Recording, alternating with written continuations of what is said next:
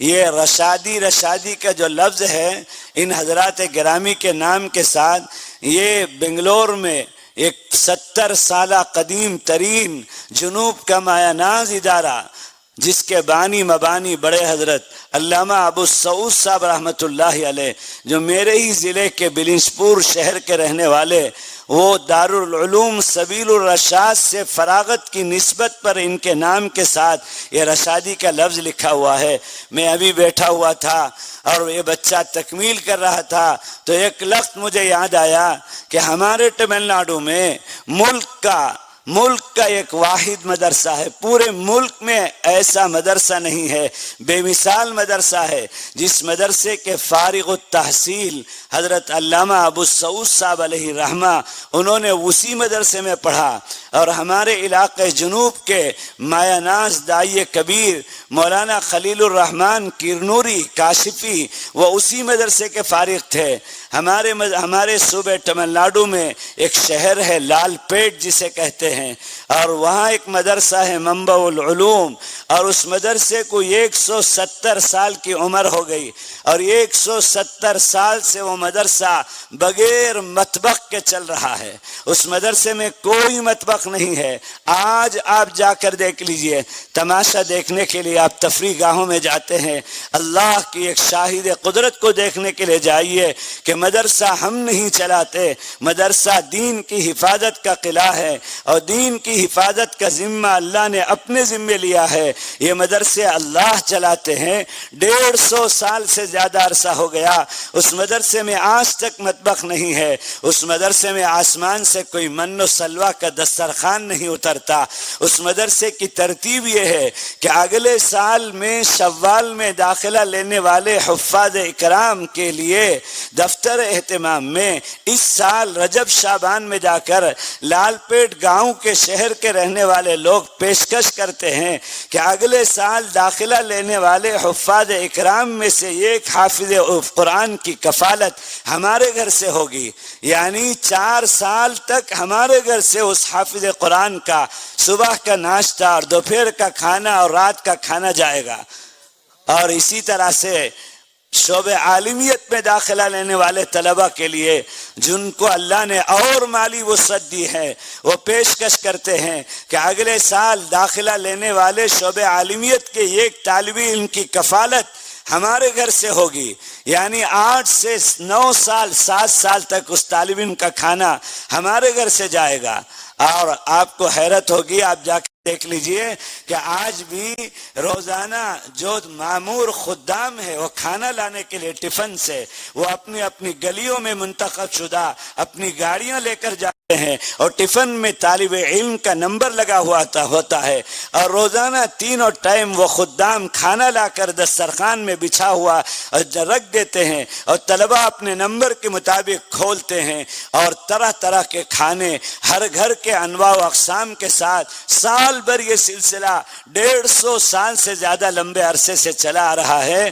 اور حیرت کی بات یہ ہے کہ اس مدرسے کا ابھی 10 سال پہلے جو ہے 150 سالہ اجلاس ہوا، تو ہمارے مقام پر مدرسے میں طالب علم حفظ قرآن مجید مکمل کر کے اس کے سر پر پگڑی باندھی جاتی ہے اور سند دی جاتی ہے، تو شہر کا 10واں حصہ مدرسے کے جلسے میں نہیں پہنچتا۔ یہ ہمارا حال ہے، اور الحمدللہ اس 150 سال میں اس گاؤں کے رہنے والے اور جو ہے لال پیٹ ملیشیا اور سنگاپور میں رہتے ہیں، تو انہوں نے آواز لگائی کہ کون ہمارے گاؤں کے مدرسے کے جلسے میں شرکت کے لیے جائیں گے، تو لوگوں نے نام لکھانا شروع کیا۔ 300 افراد کا جہاز مکمل ہو گیا، اور پھر اصرار ہونے لگا دوسرا، تیسرا، چوتھا، 5 جہاز کے لوگ وہاں سے ملیشیا اور سنگاپور سے اس اپنے گاؤں کے مدرسے کے جلسے میں شرکت کے لیے آتے ہیں۔ اور جب سالانہ جلسہ ہوتا ہے تو گاؤں کے اندر گھروں میں 2 طرح کے 2 رنگ کے لائٹ سیریل بلب کے آپ کو چمکتے ہوئے جگمگاتے ہوئے نظر آئیں گے۔ ایک ہرے رنگ کے سیریل بلب سے ایک گھر سجتا ہے، اور دوسرا گھر لال رنگ کے سیریل بلب سے سجتا ہے، تو یہ علامت ہے کہ جس گھر کا بچہ 3 سال 4 سال سے ان کے اسپانسر میں اور کفالت میں آج حافظ قرآن ہوا ہے۔ اس سال کے سالانہ جلسے دستار بندی میں وہ لال رنگ کی بتی علامت ہے کہ اس گھر کا بچہ حافظ قرآن ہوا ہے، اور ہرے رنگ کی بتی علامت ہے کہ اس گھر کا بچہ اب 8 سال کی کفالت اور جو ہے اسپانسرشپ کے بعد اس گھر کا بچہ عالم دین ہوا ہے۔ وہ ان کا اپنا سلبی اور جو ہے ان کا اپنا نسبی بچہ نہیں ہے، وہ کسی اور گاؤں کا کہیں کا رہنے والا بچہ ہے، لیکن انہوں نے اس کے حفظ قرآن کی ذمہ داری لی اور کفالت کی ذمہ داری لی، اور بڑے شوق و ذوق کے ساتھ اس کا خرچ اور اس کے تمام مطالبے پورے کیے۔ اس کا جوتا ان کے گھر سے، اس کے لیے صابن اور برش پیسٹ اس کے گھر سے، اور اس کے لیے ہفتہ باری اور جو ہے کھانے پینے کی دیگر چیزیں اس کے گھر سے۔ یہ اتنے ناز و نام کے ساتھ آج ان کے گھر کا بچہ حافظ قرآن اور عالم دین ہوا ہے۔ لال پیٹ کے جس مدرسے سے بڑے حضرت خود فارغ ہوئے تھے، تو میرے دوستو 165 سال سے یہ سلسلہ چل رہا ہے۔ آپ غیرت حاصل کیجئے اور سبق حاصل کیجئے کہ مدرسے میں اگر ہمارا تعاون اگر مدرسے کے ذمہ داروں نے قبول کیا تو ہم نے مدرسوں پر ان حفاظ پر احسان نہیں کیا، بلکہ اللہ کا احسان ہے، اللہ کا کرم ہے کہ محتمم صاحب نے ہمارے پیسے کو قبول فرما لیا۔ جمال الوجود بذكر الإله وتصفو الحياة بنور هداه، جمال الوجود بذكر الإله وتصفو الحياة بنور هداه۔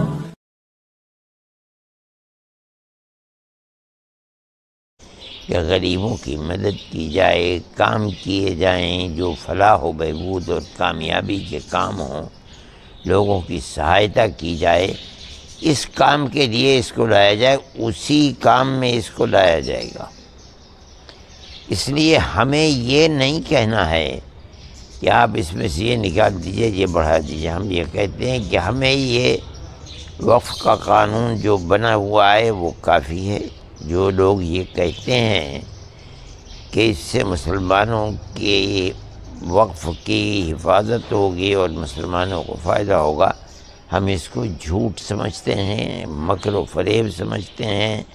بات وہی صحیح ہے کہ وہ طبقہ فرقہ پرست جو مسلمانوں کی لاکھوں اور اربوں اور کھربوں کی جائیداد کو ہڑپ کرنا چاہتا ہے، وہی اس قانون کی تائید کر رہے ہیں، مسلمان اس کی تائید نہیں کرے گا۔ تو ہم یہ سمجھتے ہیں کہ مسئلہ بالکل صاف ہے۔ جب ہماری ایک مذہبی چیز ہے، آپ اس کے لیے کیوں قانون بنا رہے ہیں؟ قانون تو بنا ہوا ہے، چل رہا ہے، ہر جگہ حفاظت ہو رہی ہے اس کی، جتنی بھی ہو رہی ہے، کہیں 100% ہو رہی ہے، کہیں 75% ہو رہی ہے، کہیں 50% ہو رہی ہے، کہیں 10-20% ہو رہی ہے، ہو تو رہی ہے، چل رہی، چلنے دیجیے آپ۔ تو اس کا جو طریقہ ہے، اس کو جو غیر مسلم ہے اس میں شامل کا جو طریقہ ہے، اس کا مطلب سمودائے پر کیا پربھاؤ پڑے؟ نہیں، ہم یہ کہتے ہی نہیں کہ غیر مسلم یا مسلم، ہم تو اس کو اے سے لے کر کے زیڈ تک یہ کہتے ہیں کہ ہمارے خلاف ہے، یہ ہماری تائید میں نہیں ہے۔ اس لیے آپ اس کو مکمل کو ختم کیجئے، ہم یہ کہتے ہیں۔ ہمارا یہ مسئلہ نہیں ہے کہ غیر مسلم اس میں آگے بڑھ جائیں گے یا مسلمان چلے جائیں گے یا کون آ جائے گا کون چلا جائے گا، ہمیں یہ مسئلہ، ہم یہ کہتے ہیں کہ اس کی ضرورت ہی نہیں ہے، ہمیں تو اس کی ضرورت نہیں ہے، اور ہم یہ سمجھ رہے ہیں کہ اگر اس کو کسی بھی طریقے پر رکھا جائے گا تو جو طبقہ جو لوگ لے کر کے آ رہے ہیں، جن کے دماغ کے اندر نفرت ہے، سیاست ہے، فرقہ پرستی ہے، تعصب ہے، وہ لوگ لا رہے ہیں اس کو کھانے کے لیے۔ اچھا، ہماری جائیدادیں کم نہیں ہیں، اتنی ہے کہ اگر ان جائیدادوں کا کنٹرول صحیح طریقے پر کر لیا جائے تو پورے 20 کروڑ مسلمانوں کے مسائل کا حل ہو سکتا ہے۔ اتنی بڑی بڑی جائیدادیں ہیں، اور اس کو گورنمنٹ سے بھی ہمیں شکایت ہر زمانے میں رہی ہے۔ بنگلور کا پورا سینکڑوں ایکڑ کے اندر بنا ہوا ہوائی اڈہ ہے، سارا وقف جائیداد ہے۔ یہ جس پہ جو مسجد عبد النبی کے پیچھے پولیس ہیڈ کوارٹر ہے اور اس کے پیچھے کیا بنا، یہ سارا مسجد عبد النبی کا وقف ہے۔ دنیا میں آپ کہیں چاہے، ہندوستان میں چھوڑیے دنیا کا، آپ کہیں چلے جائیے وقف جائیدادیں آپ کو بے حساب ملیں گی۔ اب وہ یہ کہتے ہیں کہ ہم اس کے لیے نیا قانون لے کر کے آئیں گے۔ یہ بتائیے کہ جنہوں نے طلاق کے مسئلے پر جڑ کھودنی چاہیے اسلام مذہب کی، جو اتراکھنڈ کے اندر یکساں سول کوڈ کو لا رہے ہیں اور اسلام کو مٹانا چاہتے ہیں، ہم ان سے یہ توقع رکھیں کہ وہ اسلام کی موافقت کے اندر یہاں یہ کوئی کام کیا نہیں ہے؟ کون پاگل ہوگا جو یہ سمجھے گا؟ ہم کہتے ہیں، علی اعلان کہتے ہیں کہ یہ سب کچھ مسلمانوں کی وقف جائیداد ہڑپ کرنے کے لیے لایا جا رہا ہے، اس کا اور کوئی مقصد نہیں ہے۔ ہم مخالف ہیں اس کے۔ تو آپ نے پورا پڑھا ہے، تو اس میں سے آپ کچھ پنکتیاں ہٹانا میں چاہتے ہیں؟ نہیں میں کچھ اس کی جو دفعات ہیں یا اس کی چیزیں انہیں ہٹانا نہیں چاہتا۔ میں پورے بل ہی کی ضرورت نہیں سمجھتا ہوں، میں سمجھتا ہوں اس بل کو اوپر سے لے کے نیچے تک لایا ہی گیا ہے وقف سمپتی کو ختم کرنے کے لیے، کھانے کے لیے۔ اس لیے میں تو جمعیت علماء تو اس کی مخالف ہے۔ تو بہت سارے دیش میں بہت سارے ایسے مولانا ہیں اور لوگ ہیں جو اس کو فیور بھی کر رہے ہیں۔ نہیں انہوں نے پڑھا نہیں ہے، یا یہ کہ وہ کسی دوسرے کے، ان کا دماغ جو ہے وہ کسی دوسرے کے ہاتھ میں ہے، وہ اس طریقے کی بات کر رہے ہیں، یہ غلط ہے۔ تو آپ اس کو پوری طرح سے پوری طریقے پر ہم اس کو یعنی کنڈم کرتے ہیں۔ ہم یہ کہہ رہے ہیں، آپ سے میں کہہ رہا ہوں، ٹیلی ویژن پر میں کہہ رہا ہوں کہ یہ چال ہے ہڑپ کرنے کی، اس سے مسلم کمیونٹی کو کوئی فائدہ نہیں ہوگا۔ اپنے بچوں کی تربیت کی طرف سے بہت غفلت کی ہے امت نے۔ حضرت لقمان کو فکر ہے کہ کہیں میرا بچہ ماحول کی وجہ سے میں دنیا سے چلا جاؤں، ملک کا ماحول کچھ اور بن جائے، کہیں میرا بچہ شرک نہ کرنے لگے۔ کبھی آپ نے اپنے بچوں کو شرک کے بارے میں کچھ سمجھایا ہے؟ نہیں سمجھا۔ جبکہ اس وقت سب سے بڑا موضوع وہی ہے۔ ہماری موجودہ حکومت کا پورا منصوبہ یہ ہے کہ مسلمانوں کے کروڑوں اولادوں کو مشرک بنایا جائے۔ میں ڈنکے کی چوٹ پر کہہ رہا ہوں، چیلنج کے انداز سے کہہ رہا ہوں، ہماری حکومت کی تعلیمی پالیسی، ہماری حکومت کی نئی ایجوکیشن پالیسی، ہماری حکومت کی ہوم پالیسی، مختلف شعبوں کی پالیسی یہ ہے کہ مسلمانوں کو ہندو بنانا ہے۔ میں صاف لفظوں میں کہہ رہا ہوں۔